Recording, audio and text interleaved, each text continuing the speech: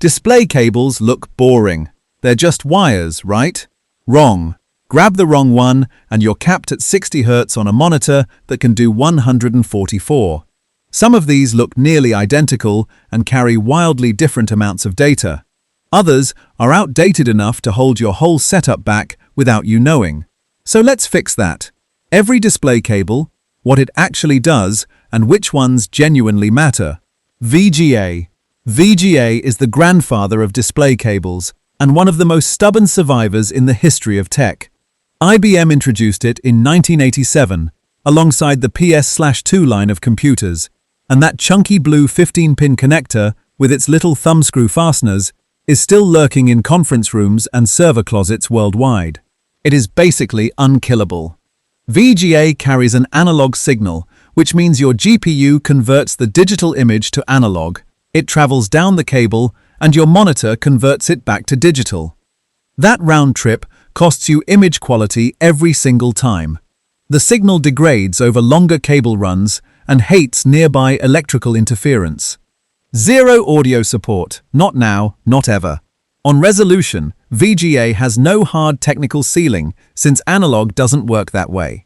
But in practice, anything above 1080p starts looking soft and smeared.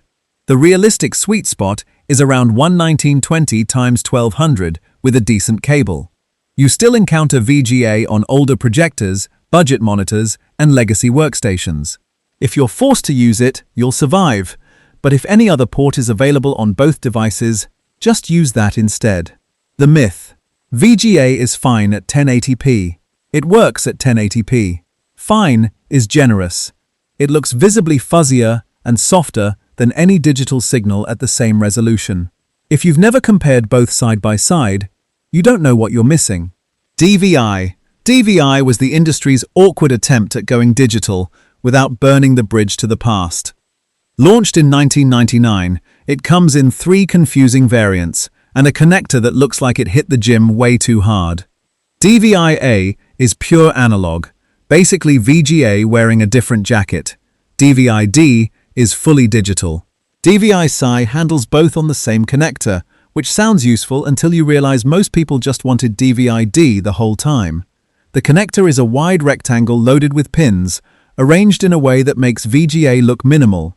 Single-link DVI-D maxes out at 1920 x 1200 at 60 Hz. Dual-link DVI-D doubles the bandwidth and reaches 2560 x 1600 at 60 Hz. Dual-link was actually the go-to connection for early 120 Hz gaming monitors around 2010, sometimes the only port that could unlock the full refresh rate on those panels. DVI carries no audio in any variant. Never did. Image quality on DVI-D is clean and sharp, since there's no analog conversion happening at all. You still find DVI on older GPUs and displays, and Dual Link was a legitimate choice for high-refresh gaming before DisplayPort took over. The mistake people repeat constantly, assuming all DVI cables perform the same. Plug a single-link cable into a dual-link setup, and you cut available bandwidth in half with zero warning from anything. Always check whether both the cable and both ports are single or dual link before assuming you're running at full performance. HDMI. HDMI is the cable that conquered the living room. It launched in 2002 and became the universal language of televisions, monitors, game consoles, laptops, soundbars, and every streaming stick ever manufactured. It carries both video and audio over one cable, which was a genuinely big deal when nothing else did that cleanly. The connector is that flat, slightly trapezoidal plug you've definitely yanked out by the cable instead of the head at least once. HDMI also comes in Mini, Type-C, and Micro, Type-D, versions for cameras and tablets. Same signal, just a smaller physical connector. Here's what trips everyone up. HDMI versions matter enormously, and cable packaging is notoriously terrible at telling you which version you're actually holding. HDMI 1.4 handles 4K at 30 Hz, or 1080p at 120 Hz. HDMI 2.0 pushes 4K at 60 Hz with 18 gigabits per second of bandwidth. HDMI 2.1 is the one worth caring about. 48 gigabits per second, Support for 4K at 120Hz, 8K at 60Hz, variable refresh rate, and eARC for high-quality audio pass-through. For console gaming, HDMI 2.1 is the target. For PC gaming into a dedicated monitor, DisplayPort usually wins. One practical tip that actually helps: ignore the box art and look for 48 gigabit printed on the cable packaging. That's the honest indicator of a genuine HDMI 2.1 cable. If you've ever plugged a next-gen console in and couldn't get 4K/120 to enable, check the cable before blaming the console. Bet it's an old one pulled from a drawer somewhere. Drop your cable disaster story in the comments. DisplayPort. DisplayPort is what engineers design when they stop worrying about shelf appeal and just solve the problem. Developed by VESA and launched in 2006, it was built specifically for computer monitors rather than televisions, and every spec reflects that.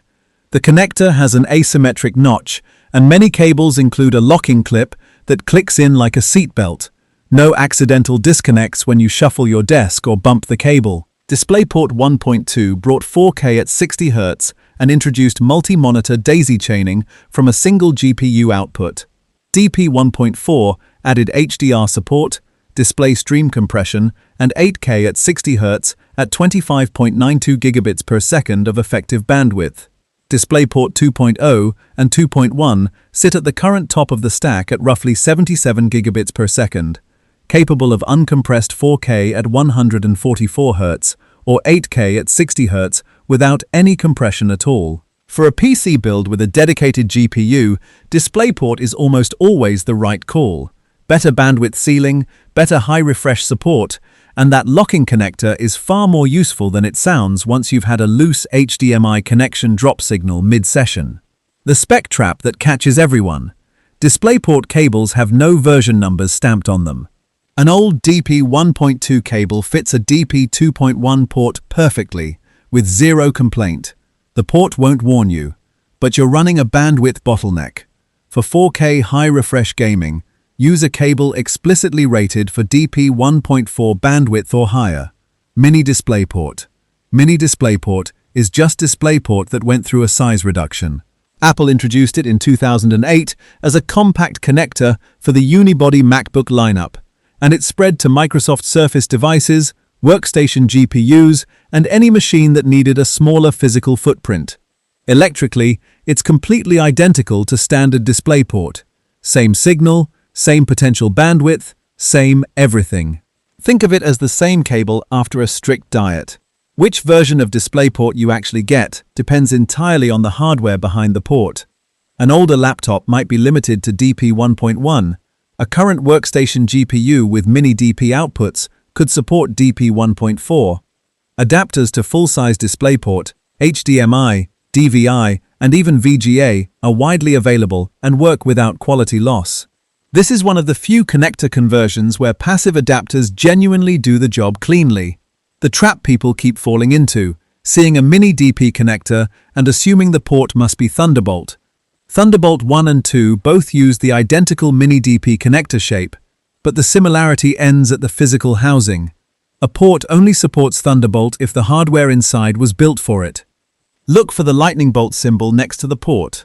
That's the reliable tell, not just the shape of the opening. USB-C, DisplayPort Alt Mode. USB-C is the small, oval, reversible connector now on basically every modern laptop, tablet, and phone, and it does a lot of different things depending on what's behind the port. Think of it as the Swiss Army knife of connectors, except not every USB-C port ships with the same blades. For display output specifically, the critical phrase is DisplayPort Alt Mode. Alt Mode means the port temporarily switches from carrying USB data to carrying a full DisplayPort signal instead. If your device supports it, a USB-C to DisplayPort cable connects directly to your monitor with no adapters at all. It's effectively a native DisplayPort connection. The version you get depends entirely on hardware. Some ports do DP 1.2, others do DP 1.4, and newer systems support DP 2.0 and beyond over USB-C. One of the genuinely useful scenarios is a laptop paired with a USB-C or Thunderbolt dock, one cable in and it simultaneously charges the laptop, drives the monitor, and connects all your peripherals. The catch people discovered too late: not every USB-C port supports display output. Many USB-C ports on laptops are data-only, with no alt mode at all. Before buying a USB-C monitor cable, check your device's spec sheet for DisplayPort alt mode support specifically. The port looking the same is not a guarantee it does the same thing. Thunderbolt. Thunderbolt is what happens when Intel and Apple look at a cable spec and decide it still isn't ambitious enough. The original Thunderbolt launched in 2011 using the mini DisplayPort connector, running at 10 gigabits per second per channel, with a goal of replacing every cable on your desk: video, storage, data, and peripherals, all through one port. It was a highway with separate lanes for everything running at once. Thunderbolt 2 pushed that to 20 gigabits per second. Thunderbolt 3 switched to the USB-C connector and jumped to 40 gigabits per second, making eGPUs and high-speed docks genuinely viable for the first time. Thunderbolt 4 kept the same 40 gigabits per second, but tightened certification requirements, so every TB4 port consistently delivers on the spec, rather than just technically qualifying. Thunderbolt 5 launched in 2023 at up to 120 gigabit per second, adding full DisplayPort 2.1 support for serious multi-monitor setups at high resolution. On the display side, Thunderbolt 4 officially supports DP 1.4, and Thunderbolt 5 handles DP 2.1. The price, though: a certified Thunderbolt 4 cable costs considerably more than a plain USB-C cable. Worth it if you're running a workstation dock setup where one cable does everything.